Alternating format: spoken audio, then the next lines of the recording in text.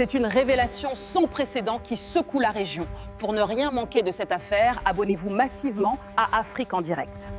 Tu es en train d'évoquer tous les faits qui peuvent justifier le fait aujourd'hui que l'affirmation d'Ibrahim Traoré puisse être fondée. Même si on doit encore attendre des preuves irréfutables, il y a quand même des faits de l'histoire.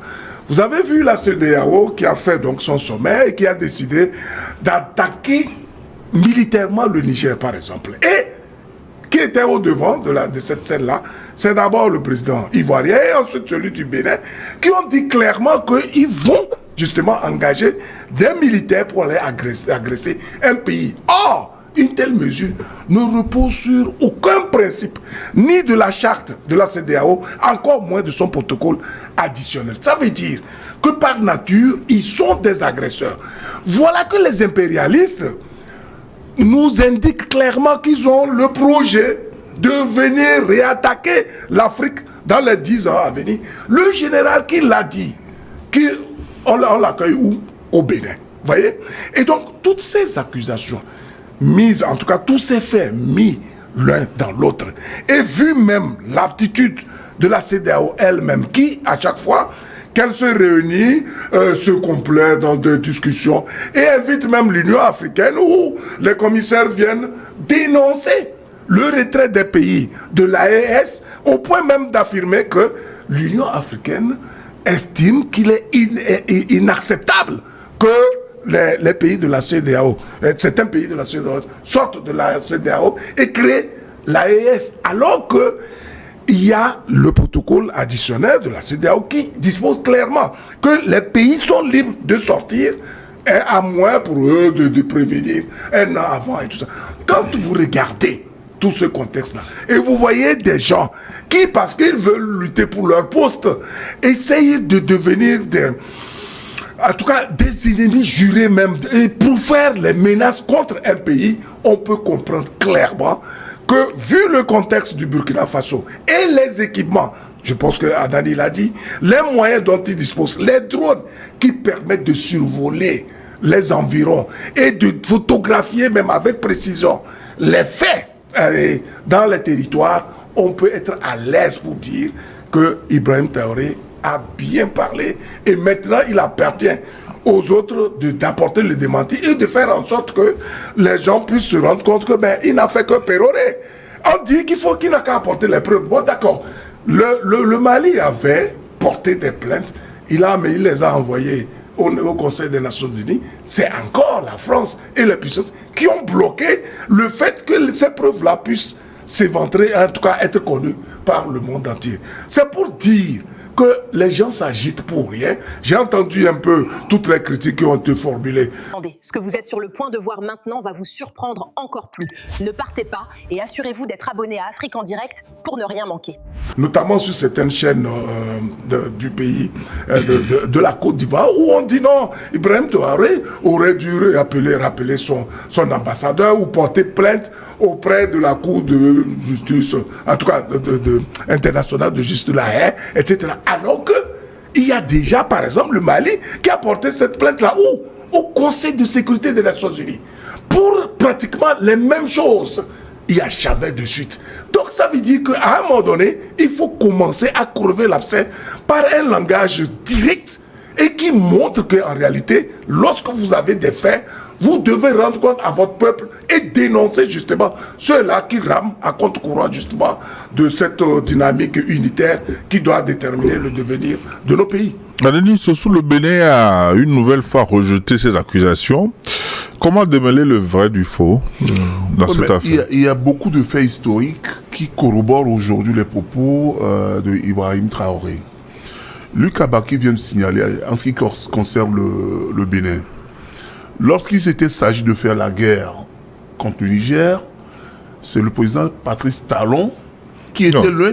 C'est la CEDEAO qui a décidé. Oui, la CEDEAO a décidé, mais le président Patrice Talon était loin des avant-gardistes pour aller porter cette guerre-là contre un pays membre. Alors que le protocole, la charte de la CEDEAO, ni le protocole additionnel, ne demande de faire une guerre contre un pays membre. Non, il y a déjà là une suspicion. il y a déjà là le fait que le Bénin est contre les pays de l'AES. L'autre fait qui est marquant, ce qui concerne la Côte d'Ivoire, il faut partir des faits historiques. Je disais tantôt que en octobre 2014, les Burkinabés ont chassé Blaise Compaoré du Burkina. Et je me rappelle à l'époque, c'est le président Hollande qui avait amené un hélico pour l'exfiltrer du pays. Et il va où? Il va en Côte d'Ivoire. Et quand il va en Côte d'Ivoire, 2 semaines plus tard, il a la nationalité ivoirienne. Ce qui veut dire que il ne peut plus être extradé pour être jugé pour les faits qui ont marqué les 27 ans durant lesquels il a gouverné le pays. Un fait. Deuxième élément qui est encore probant, il y a le régiment de la sécurité présidentielle, le RSP, qui avait au moins 1500 militaires bien formés, bien armés. Quand Blaise Compaoré a fui pour le Burkina, au moins la moitié ou bien 500 militaires du RSP ont trouvé refuge où? Ils ont trouvé refuge au Burkina Faso. Et ça, c'est une menace permanente. En Côte d'Ivoire. Ils ont trouvé refuge en Côte d'Ivoire. Et c'est une menace permanente contre le Burkina Faso. Et on sait que depuis la Côte d'Ivoire, Blaise Compaoré a sa main derrière tous ceux qui cherchent à déstabiliser son pays, le Burkina Faso. On a fait le procès de Sankara. Et on sait pertinemment que c'est Blaise Compaoré qui a tué Sankara. Étant donné qu'on l'a naturalisé ivoirien, on a été incapable de demander son extradition pour qu'il vienne répondre des faits qui lui sont reprochés. Il pourrait être blanchi, mais étant donné qu'il est naturalisé, il ne peut pas. Dernier élément qui est également un élément probant, c'est que Ibrahim Traoré a bien dit qu'il y a un centre d'opération en Côte d'Ivoire. Ce centre d'opération, tout le monde le connaît. C'est le 43e BIMA. Les militaires français qui sont à Port-Boué, à Abidjan. Et tout le monde sait également que au niveau de ce 43e BIMA, c'est là où on a fomenté la plupart des coups, notamment le coup qui a évincé du pouvoir Laurent Gbagbo. Le coup d'État contre Laurent Gbagbo le 11 avril 2010. C'est parti du 43e BIMA, puisque les Français ont amené tout le matériel de guerre qu'ils ont installé à Port-Boué. Et c'est avec ce matériel de guerre qu'on a fait la guerre contre Gbagbo. Donc il y a tous ces éléments, quand on les met côte à côte, ça prouve évidemment. Donc vous êtes dans le registre des probabilités. Oui, mais nous analysons les faits. Maintenant, il s'agira pour les pays accusés d'apporter les démentis formels avec des preuves. Et également, Luc l'a dit tout à l'heure, le général Lecointre, celui qui avait demandé qu'on recolonise l'Afrique, pour qu'on ne perde pas, pour que l'Afrique ne sorte pas du giron français, ce général Lecointre, pas extraordinaire, est reçu par le président béninois Talon. On ne sait pas ce que le président Talon lui a dit. Non, on ne sait pas ce qui se sont dit. Peut-être que le général Lecointre a été sermonné, moi. Voilà, si on devrait le sermonner, Patrice Talon devait plutôt en parler à son patron. Mais pourquoi lui vient au Bénin, chez Talon?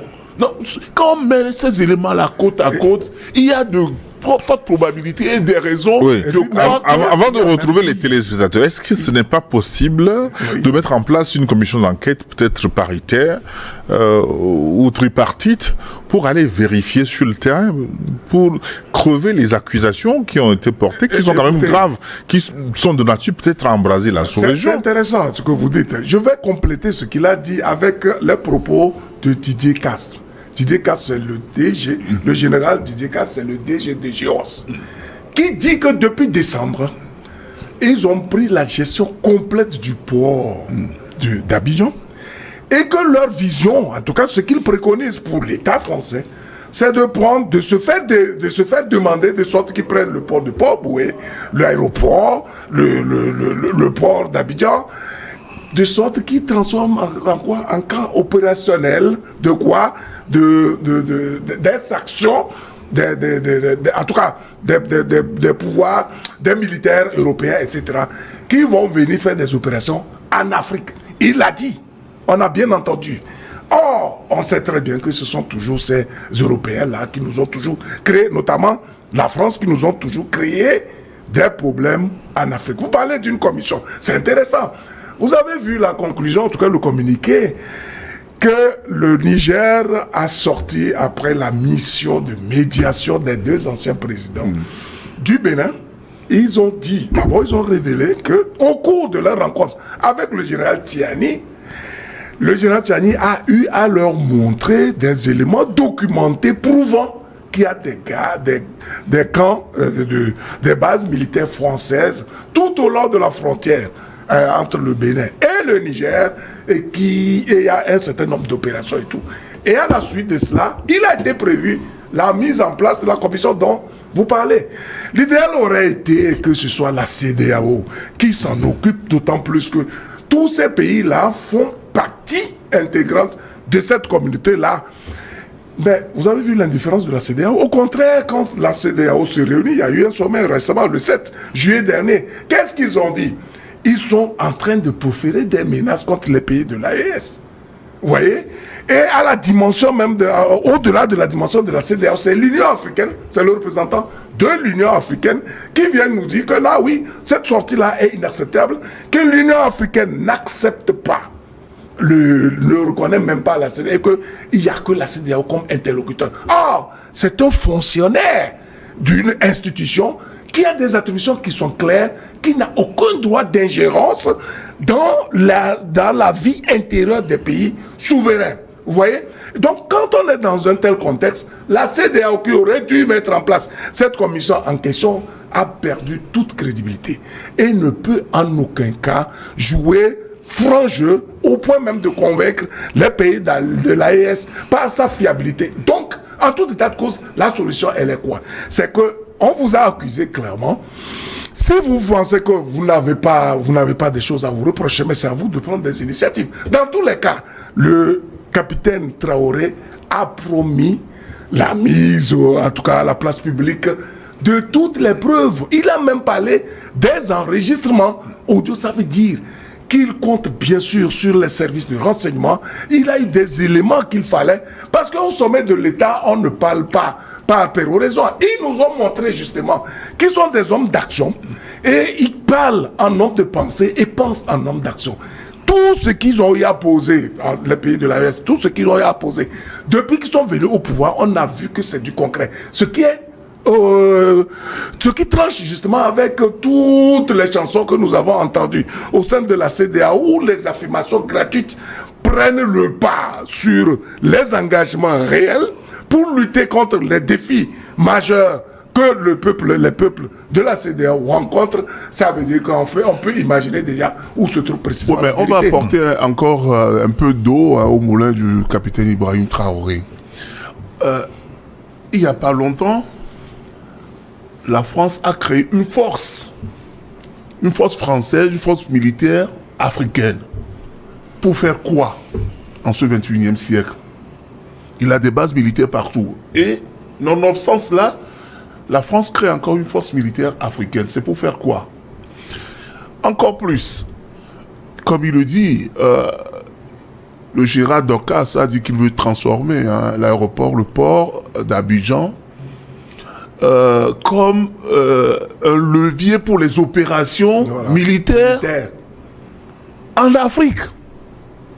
Et mieux encore, quand le capitaine Traoré dit qu'il a une idée impérialiste pour reconquérir à la fois son pays, les pays de l'AES, et reprendre toute l'Afrique, mais il a raison. Vous voyez, voilà M. Alassane Ouattara, le président ivoirien, qui reçoit les militaires américains chassés du Niger, exact, qui les reçoit en Côte d'Ivoire. Et il les loge où? À quelques encablures de la frontière du Burkina au Djenné. Oui, ben jusqu'à présent, les pays souverains sont libres de prendre ce qu'ils veulent. Mais on parle des règles du vivre ensemble. On parle, voilà, justement, vous voulez faire la guerre à des États. Mais il faut dire, l'armée ivoirienne il n'y a que des bras cassés dedans. Non, vous Ce ne sont pouvez des- pas, vous ne pouvez pas dire non, ça. Mais non, mais ce sont des vous ne connaissez anciens- pas ce sont- tous les militaires. Non, ce sont les anciens, ce sont les anciens rebelles qui ont été incorporés. Non. Les anciens rebelles qui ont été dirigés. Non, non, par les analyse, Comzos, vous ne dont pouvez pas certains- dire ça d'une armée qui a dont que des bras certains cassés. ne sont là. même pas militaires, des Comzos qui n'étaient Non. même pas militaires. Non, ce mot est censuré. hein. Dans tous les cas. Bon, de toute façon, ce qui est sûr, c'est que l'armée ivoirienne, prise aujourd'hui isolément, ne peut rien faire devant une armée malienne, devant une armée nigérienne, bien Bon, devant une armée c'est votre point, burkinabé. c'est votre Oui, point de vue. Ça, c'est mon point de vue. Et je, Bon, maintenant, personne ne souhaite que non, ces armées s'affrontent. je l'assume. Ouais. Si la Côte d'Ivoire prétend qu'elle va faire la guerre contre les États de l'AES, notamment contre le Niger, c'est parce qu'elle compte sur les militaires français, sur le matériel français et sur le personnel militaire français pour aller mener des opérations dans ces pays.